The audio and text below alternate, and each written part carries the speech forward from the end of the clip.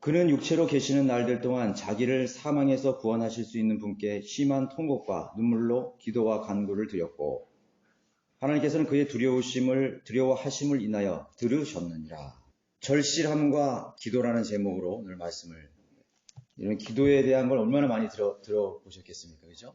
또 여러분 제도교회나 이렇게 개신교회 다닐 때 많이 들었고, 또 성도들 믿는 그리스도인에게서도 기도가 얼마나 중요한 건다는 것에 대해서 많이 듣고 또 책도 읽었고 하실 것입니다. 이 모든 종교에는 기도가 있습니다. 그래서 종교적인 기도의 개념은 자신이 숭배하는 신에게 간구하고 구하는 의식이라고 정의되어 있습니다.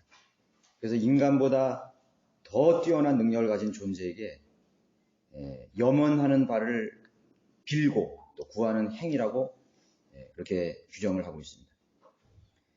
여러분, 불교 신자들 얼마나 많이 기도합니까? 100번, 1000번, 1000배 이렇게 하면서도 절하고 하면서 기도하죠. 또 승려들 새벽에 일어나서 연불 하면서 또 기도도 합니다. 새벽이나 밤이나 가르지 않고 계속 기도로 시간을 보내는 것입니다. 로마 카톨릭 중세기의 그 수도원 수도사들 얼마나 많이 기도하는 것입니다. 지금도 그 수도원에 있는 수녀들이나 순부 그리고 수도사들은 그 기도 자체가 그 사람의 종교행위예요. 그 사람의 삶입니다. 그 시간을 그렇게 많이 보내고 있어요. 그 새벽부터 그렇게 시작을 하는 것입니다. 우리나라의 그런 미신 속에서도 정한수 떠놓고 새벽에 기도한 것이 접목이 되어서 개신교가 우리나라에 들어왔을 때 그것이 접목이 돼서 새벽 기도가 되었고, 또 그것은 공교롭게 또 로마 캐톨릭이 행하는 새벽에 기도하는 것과 또 맞아떨어진 거죠. 그래서 새벽 기도회로 부흥을 하고 새벽 기도 운동도 하고, 새벽 기도가 얼마나 중요한 것인지, 그 새벽 기도를 열렬하게 드리는 것이 하나의 그런 믿음의 척도처럼 그렇게 되어버려서 마치 그 사람의 신앙 자체가 기도하는 그런 행위 자체로 그 믿음을 평가하기도 하는 것입니다. 그래서 기도를 많이 하는 종교인들은 자기도 모르게 그 기도에 몰입을 합니다. 기도에 취한다 그러죠. 기도에 몰입을 해요. 그래서 거기에 이제 방언 같은 거나 이런 거에 이제 접목이 되어서 하게 되면은 수시간씩 기도를 하게 하는 것입니다. 그래서 그런 사람들을 더 종교적으로 보이게 하고 더 뭔가 신비롭고 뭔가 구별된 사람으로 그렇게 보여지게 만드는 거죠. 새벽 기도, 금식 기도, 철야 기도, 작정 기도, 다양한 그런 시간과 방법으로 기도를 하고 있습니다. 그럼에도 우리는 기도가 중요하다는 것이죠. 기도가 중요하니까 그걸 그렇게 기도를 하게 되는 거겠죠. 그래서 우리가 이렇게 성경대로 믿는 성경적으로 실행하는 우리 교회에 와서 또 기도의 중요성에 대해서도 각자 느끼는 것이 다 이렇게 다르리라고 저는 생각이 됩니다. 그런데 오늘날 대부분의 이런 기독교 신자들도 그렇고 또 우리들 중에서 그럴 수가 있습니다. 기도를 위해서 기도를 하는 거죠. 기도를 위해서 기도하는 거예요. 그러니까 기도 자체에 능력이 있다고 생각하는 거죠. 기도하는 그런 행위 자체가 능력이 있는 거죠. 그래서 기도의 능력이라고 그러잖아요. 조금 약간 왜곡이 되는 것 같아요. 기도 자체가 능력이 있는 거죠. 기도를 많이 하고 또 기도의 시간을 깊이 하고 하여튼 다양한 그런 기도를 많이 하면은 더 그 사람이 거룩해지고 또 믿음이 더 승화된다고 그렇게 생각을 할 수도 있는 것입니다. 그래서 기도를 위해서 기도를 하고 있습니다.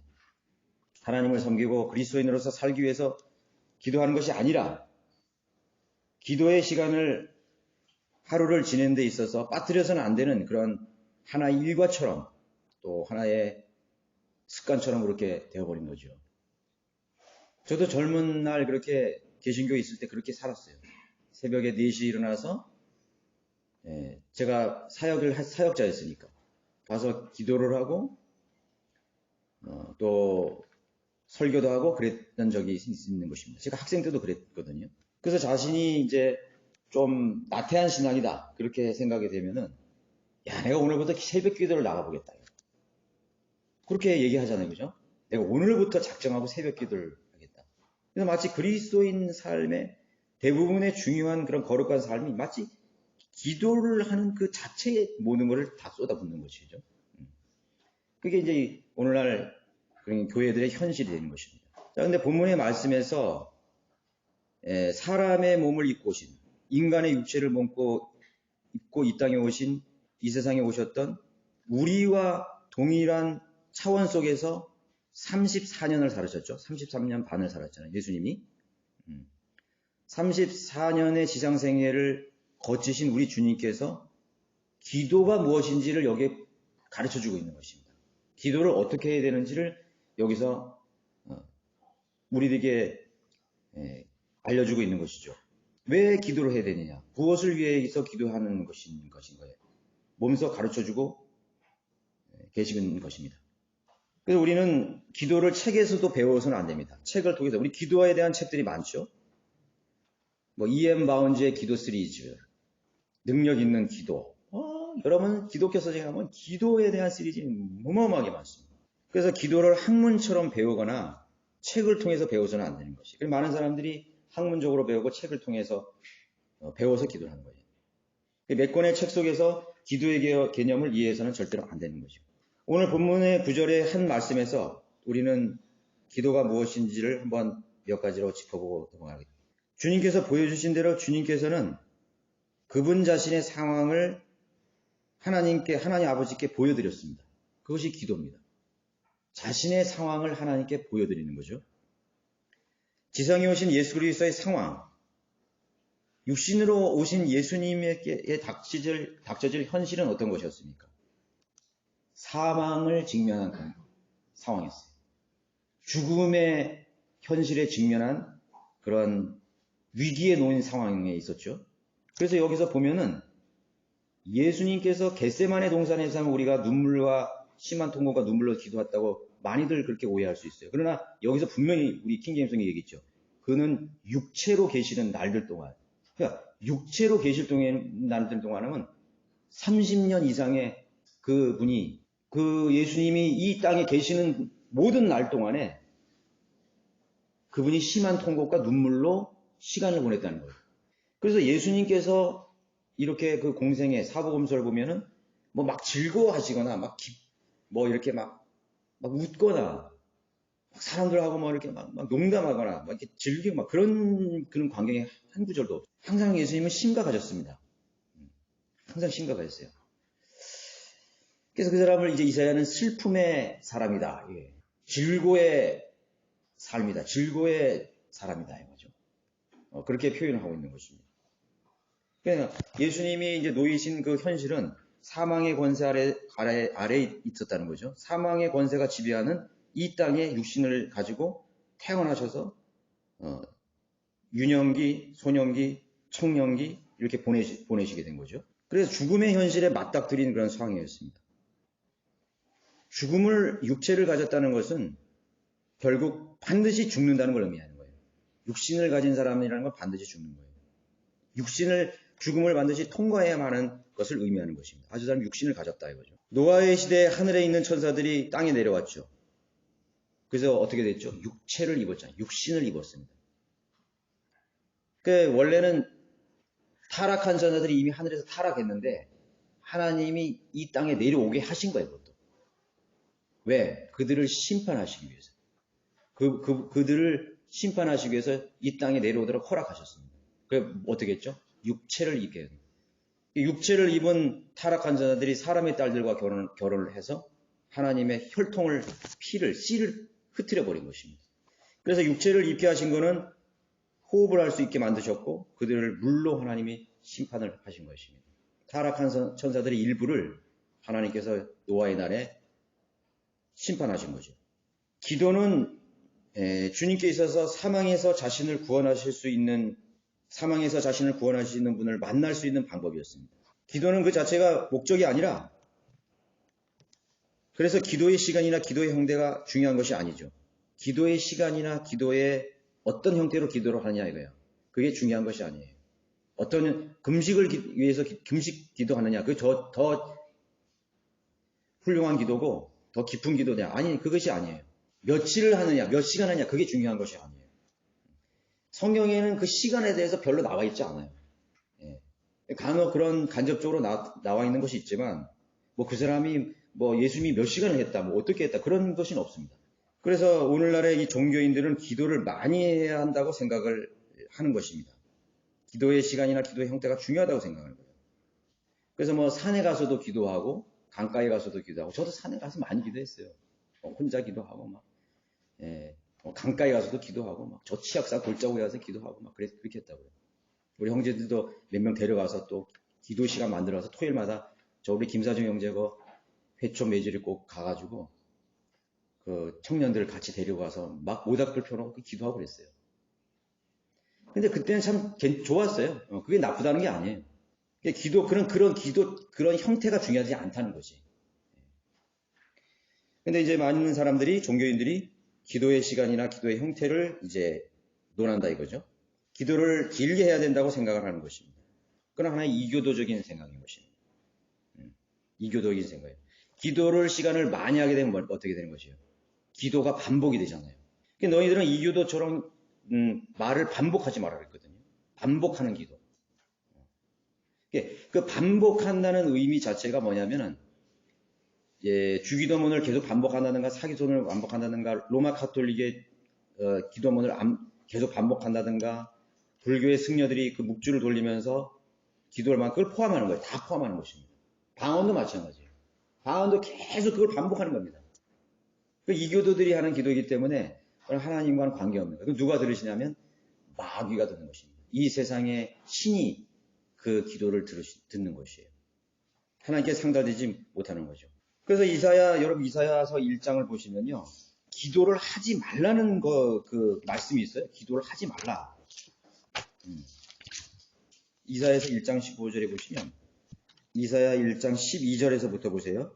너희가 내 앞에 나타날 때 너희 손에 이것을 가져와 내 뜰을 밟으라고 누가 요구하였느냐. 헛된 예물을 더 이상 가져오지 말라. 분양은 내게 가증하며 세 달들과 안식일들과 집회들을 모으는 것도 내가 견딜 수 없으니 심지어 엄숙한 모임까지도 악한 것이니라. 이 사람들이 얘기하는 예배를 말하는 거예요. 경배하러 하는 그런 모임에 오지 말라는 거예요. 너의 세 달들과 너의 정한 명절들을 내 혼이 싫어하노라. 그것들은 내게 짐이요 내가 지기에 피곤하노라. 너희가 너희 손을 내밀 때면 나는 너희에게서 내 눈을 가리리라. 정녕 너희가 기도를 많이 할 때도 내가 듣지 아니하리니 너희 손은 피로 가득하다. 너희가 기도를 많이 할 때도 어떻게 하신다 그랬어요? 듣지 않는다 그랬잖아요. 그러니까 사람들이 지금 이 구절을 가지고 나는 설교하는 개신교 목사들을 한 번도 본 적 없어요. 여러분 보셨나요? 이 본문 가지고 설교하는 거 봤어요? 기도를 많이 해야 되고 기도의 형태를 강조하는 사람들, 방언을 강조하는 사람들, 어떤 형태로든지 기도의 시간들에 대해서 중요하게 생각하는 그 역사라는 그런 사람들이, 교회들이 이거를 가지고 설교하면 안 되죠. 그건 모순된 설교이기 때문에 안 하는 거예요. 기도하는 것을 많이 할 때도 내가 듣지 않는다 그러는 것이. 왜 듣지 않는 것이죠? 하나님의 말씀대로 살지 않기 때문에 그런 것이에요. 하나님께서 요구하시는 신앙의 자세, 믿음의 자세를 갖지 않기 때문에 않는 상태에서 기도하는 것을 하나님 안 들으시는 거예요. 참 우리 예배를 드리고 명절을 지키고 헌금을 가져오고 예배 있잖아요. 헌금을 많이 드리고 주님의 이름을 부르고 별 무슨 정성을 다해도 하나님께서 그 기도를 안 들으시는 거예요. 울부짖고 고함치고 땅을 치고 통곡을 하고 금식을 하고 해도 안 들으신다는 거예요. 그래서 나는 하나님께서는 피곤하다 이거예요. 신문이 났다 이거예요. 그래서 기도의 시간이나 그런 형태는 중요하지 않다는 걸 말하는 것이에요. 그냥 예수님께서 지상에서 기도하셨다는 기록에서 하루에 몇 시간을 기도했다는 기록이 없는 것이죠. 주님께 예수 그리스도께 있어서 우리 주님께 있어서 주님의 문제는 이 사망의 문제였습니다. 죽음의 문제. 사망과 죽음의 문제를 하늘에 계신 아버지께 가지고 나아가셨던 것이 그것이 굉장히 이 주님에게는 심각한 일이었던 거예요. 그래서 주님은 여기 지금 본문에도 말씀하신 것처럼 자기를 사망에서 구원하실 수 있는 분께 이렇게 했거든요. 자기를 사망에서 그분은 하나님의 그 아들 아니에요. 하나님의 본체이시잖아요.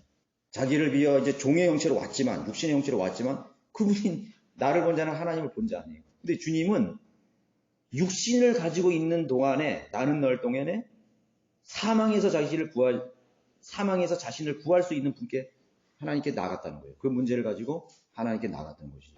예수님께서는 그 사망에 구체적으로 이제 십자가에 죽으시는 전날까지 바로 직전까지 그 기도는 계속되었다는 것이에요. 육체로 계시는 동안. 그러니까 육체를 가진 인간, 죽을 수밖에 없는 인간이기 때문에 우리도 역시 그렇게 기도해야 돼요. 우리가 그런 자세를 가져야 된다. 우리도 죽을 수밖에 없는 육신을 가진, 하물며 하나님 자신이시었는데 그 하나님 자신도 육신을 입고 이 땅에 발을 딛고 있는 이상 하나님 앞에 절실한 그런 현실 앞에서 하나님 앞에 심한 통곡과 눈물로 그래서 우리도 역시 그 본을 따라가야 되는 거죠. 기도를 위해서 기도하는 게 아니죠. 폼 잡기 위해서. 내가 종교적인 그 다 가증스러운 것이에요. 제의를 입고 묵주를 돌리고 방언을 그럴싸하게 하고 이렇게 새벽기나 나와서 왈왈대고 막 수야 소리 지르고 다 저는 나중에 보니까 저게 다 쇼. 제가 그 제자 사실을 돌아보니까 저 다 쇼였구나 이게. 내가 쇼를 했구나. 예. 내가 전도사고 부목사고 목사고 권사고 장로고 집사고 그리고 내가 주일학교 교사인데 말이야. 그래도 새벽기도는 가야지. 그래서 기도는 해야지. 그렇게 하면서 사실 많은 부분에 물론 그걸 전부 다 부정하는 거예요. 저도 개신교 다닐 때 절실한 마음으로 기도했던 일이 많이 있었어요.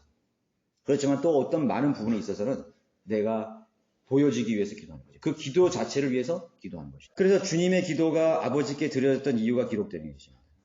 거기에 보면은 또 나와 있죠. 하나님께서는 그의 두려우심을 인하여 들으셨느니라요. 두려우심. 아니, 예수님이 두려워하셨다는 거예요. 육신으로 계시는 동안 예수님께서는 두려움을 가졌다는 거죠. 그 죽음에 직면한, 십자가의 그런 직면에 직면한 그분의 육신에 거하는 그런 하루하루의 삶 동안 그분은 뭔가를 두려워했다는 거예요. 예수님이 두려워할 게 뭐가 있겠어요? 그래서 예수님의 그 두려우심 때문에 그 주님의 기도가 하늘에 있는 아버지께 받아들여지셨다고 기도했다는 것입니다. 그래서 답은 여기 있습니다. 우리 왜 기도해야 되는가? 언제 기도해야 되는가에 대한 답이 있는 것이죠. 기도다운 기도는 가장 절실함, 가장 절박한 압박감을 느꼈을 때 기도하는 것입니다. 가장 절실한 필요 앞에서 비로소 기도의 영이 살아나는 것이에요.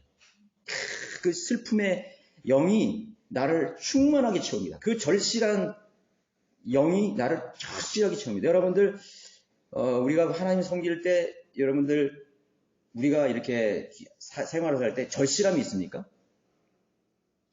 저는 세상을 많이 살다 보니까요, 이 절실함이 점점 없어지더라고요. 네. 내가 뭔가 돈도 없고, 직업도 없고, 아무것도 없을 때는, 어리고 막 이럴 때는 전부 두렵더라고요. 내가 세상에 가서 어떻게 살까? 우리 부모님 돌아가시면 어떻게 할까? 이런 거 있잖아요. 나는 이 세상에 잘 살 수 있을까? 나는 결혼해서 나는 아버지로 잘 살 수 있을까? 나는 어머니가 될 수 있을까? 여러 가지 많잖아요. 나는 애들을 어떻게 이런 것이 너무나 막연한 것입니다. 너무나 막연. 난 또 병이 좀 아프면 이거 병에 걸려 나 죽는 거 아닌가? 절실함이 있는 것이에요. 또 뭔가를 잃었을 때 절실함이 있죠. 슬픔이 있죠. 내 사랑하는 것들 잃어버렸을 때, 부모님 돌아가셨을 때, 또 어떤 사람은 자식을 잃어버렸을 때 말이에요. 아내와 남편을 먼저 떠난 사람들을. 그런 슬픔, 절실함. 과연 심한 통곡과 눈물을 만들어낼 수 있는 그런 절실함과 절박함을 느끼지 못하는 한 저는 기도다운 기도를 할 수 없다고 저는 이 말씀을 통해서 결론을 내리고 싶어요. 우리가 하나님을 섬기는 그런 사역에 있어서도 먼저 간 우리 믿음의 선배들의 삶을 이렇게 딱 내다보면은 그 사람들이 훌륭한 사람이 아니었어. 잘 배우고 능력 있고 대단히 무슨 용감한 그런 사람들이 아니었어. 근데 그 사람의 삶의 사역의 능력이 어디서 나오는가 보면 그 사람들의 절실함이에요. 그 사람들의 슬픔이었고 그 사람의 압박감이었다는 것이에요. 그 두려움 같은 거 있잖아요. 예. 예를 들어가지고 여러분들이 어떤 선교사가 식인종이 사는 원주민촌에 덜렁 자신이 혼자 딱 남겨졌다고 생각해보세요. 여러분 그 절실감과 압박감과 두려움을 어떻게 자기가 이겨낼 수 있겠어요? 여러분들 그 특수부대가요, 막 다 무장하잖아요. 뭐 여기 딱 뭐 야간 투시경도 쓰고 뭐 통신 장비도 쓰고 그 다음에 뭐 크레마도 설치하고 완전 무장을 다 했어. 그리고 적진에 낙하를 탁 하게 되면요, 그 사람들이 뭐라고 말하는지 아세요? 막 긴장감과 막 아드레날린이 막 쏘는 거예요. 막 긴장감과 머리가 쏟고요. 자기가 그렇게 무장을 하고 있는데도 그 적진에 내가 거기 탁 투하되는 순간, 캄캄한 밤에 실 같은 밤에 거기 탁 투하되는 순간 그 절실함과 압박함과 그 두려움의 무게를 감당하기 힘든 거예요. 그러니까 그 사람들이 훈련을 그렇게 많이 하는 거죠. 그걸 이기기 위해서. 사람 죽은 것도 봐야 되고 또 사람도 죽일 수도 있고 내가 죽을 수도 있고 동료가 죽일 수도 있고 그런 많은 그런 중압감을 알게 하기 위해서 얼마나 많은 훈련을 하는 거예요. 그런데 우리 그리스도인들이 만약에 아무런 무장이 없어. 자기를 보호하는 것도 없어. 그냥 맨동아리 몸이야. 먹을 거 입을 거 아무것도 없어요. 예를 들어서 그 특수부대원과 상황을 비교할 때도 그 사람과 비교할 수 없는 그러한 그 긴박감과 압박감과 그 두려움이 있을 거란 말이죠. 그래서 그 사람들은 그러한 주님과 같은 버금가는 그러한 심한 통곡과 눈물로 무릎을 꿇을 수밖에 없었죠. 거기서부터 이제 그 사람을 하나님 쓰시는 거예요. 거기서부터 하나님의 능력이 들어가는 거예요. 그의 두려우심을 인하여 그의 심간 통곡과 눈물로 인해서 하나님께서 그의 기도를 들으셨다고 말한 거예요. 제가 생각해 볼 때요, 우리가 많은 사람들이 기도를 해서 기도를 응답받았다고 생각하지만 자기 힘으로 그냥 된 것들이 많이 있어요. 근데 사람들은 그런 것들을 그럼 뭐 주님이 하셨다. 물론 좋아요. 예, 다 주님이 하시는 거니까. 이 세상의 모든 원리들이 다 주님이 인과응보를 다 만들어 놓은 거예요. 하지만 엄격하게 말해서 그 사람이 어떤 그런 구체적으로 기도를 그렇게 딱 해서 기도의 응답을 받은 경우는 사실은 몇 가지가 안 된다고 생각합니다. 진짜 기도 응답에 대한 간증들은 그렇게 우리가 생각하는 것처럼 많지는 않다고 저는 생각을 해요. 그래서 우리가 이런 주님께서 하신 심한 통곡과 눈물, 그의 두려우심을 인해서 하나님께 다가갔을 때 그 두려우심을 인해서 하나님께서 들으셨다. 이렇게 말하고 있는 것입니다. 하나님의 아들이시며 이 땅에서 죽은 자들을 일으키실 만큼 그런 신성을 나타내신 분이 바로 주님, 그분이 아니셨습니까? 주님께서 지상생애 동안 죽음을 경험하실 것에 대해서 상상할 수 없는 두려움을 가지셨던 것이 분명하게 보여지는 것입니다. 죽음을 경험할 수 없는 분이 죽음을 경험해야 된다는 것을 굉장히 두려움을 가졌던 것이에요. 본인이 자신이 맞이해야 될 그 죽음이란 평범한 죽음이 아니었기 때문이죠. 산채로 십자가형에 처해야 하는 두려움이에요. 산채로. 순교자가 내 앞에 사람이 불에 타서 죽는 광경을 보는 거예요. 수많은 그리스도인들이. 여러분 중세시대 때 로마 가톨릭, 여러분 중세시대 때는요, 유아세례 안 받아? 그러면 다 너 화형이야. 그 신분 고하를 막론하고 다 귀족이 필요 없어. 교황의 명령이야. 교황이 저주하고 교황이 칙령을 선포하면 그게 하나님의 법이었어요. 유아세례 안 해? 다 화형이지. 사도신경 안 해? 다 화형시켜 주는 거예요. 로마 캐톨릭에서 쓰는 교황이 보는 성경 안 가지고 있어? 다른 성경과? 다 화형이에요. 그런 시대 다른 거예요. 그리고 그 사람들이 그런 상황 속에서 앞에 사람들이 먼저 간 사람들이 그 믿음을 지키기 위해서 유아세례를 거부했다고 해가지고 화형에 처해지는 관계고 이 사람은 얼마나 그 무게가 중압감이 크겠어요. 얼마나 크겠단 말이에요. 내일 아침에 나는 저 광장에 끌려나가서 나는 불에 태워질 그런 운명에 처해지고 그 감옥에서 들려오는 지하감에서 들리는 수많은 그런 비명 소리를 들으면서 그 밤을 잘 수 있겠어요? 그 두려움과 그 압박감이라는 건 무지무지할 거예요. 어떤 순교자가 그렇게 기도했다잖아요. 그 감옥에서. 막 비명소리가 들리고 또 막 다음 날은 막 그 광장에서 불에 태워지고 근데 내일 자기 차례가 되는 거예요. 그래서 자기가 하나님께 기도했다는 거죠. 내가 주님을 부인하기 싫다 이거지. 주님께서 나를 새로운 몸을 입게 하시고 내가 다시 부활하고 그런데 그 분명히 믿고 그 지옥에서 나를 구원하실 그 주님에 대해서 감사한다. 근데 내가 육체로 내일 아침에 불에 태워질 그 시간을 생각하니까 도저히 이 감당이 안 되는 거지. 그래가지고 자기가 그 촛불이 하나 켜 있길래 자기 손을 이렇게 해가지고 그 촛불에다가 이렇게 자기 손을 갖다 이게 너무 뜨거운 거죠. 그 여름 촛불 이거 손가락 하나 대봐요. 얼마나 뜨겁나. 견딜 수 있겠어요? 그냥 저기지. 근데 자기 온몸으로 그 불을 다 감당해야 될 걸 생각하니까 안 되는 거죠. 그 사람이 그렇게 기도했다잖아요. 주님, 내가 내일 불에 태워지는 그 두려움 때문에 견딜 수가 없습니다.